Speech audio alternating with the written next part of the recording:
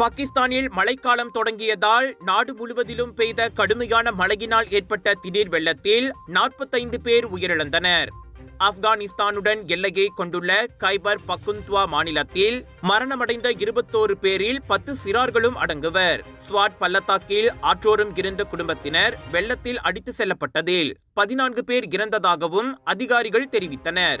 பாகிஸ்தானில் அதிக மக்கள் தொகையை கொண்ட இந்தியாவின் எல்லைக்கு அருகில் உள்ள பஞ்சாப் மாநிலத்தில் புதன்கிழமை முதல் 13 பேர் மரணமடைந்தனர்.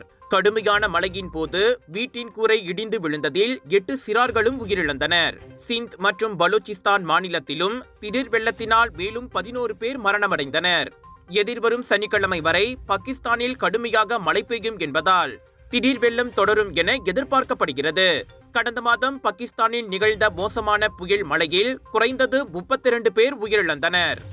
டாக்டர் அப்பாராவ் சன்னாசையின் தி ரப்பர் எஸ்டேட் பாய், பால்வெட்டியின் மகன், பல்கலைக்கழக விரிவுரையாளரான சுயசரிதை.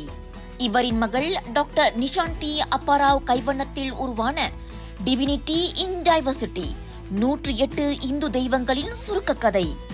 தந்தை மகள் படித்திருக்கும் இந்த சிறப்புமிகு நூல்களை உடனே வாங்கி படியுங்கள்.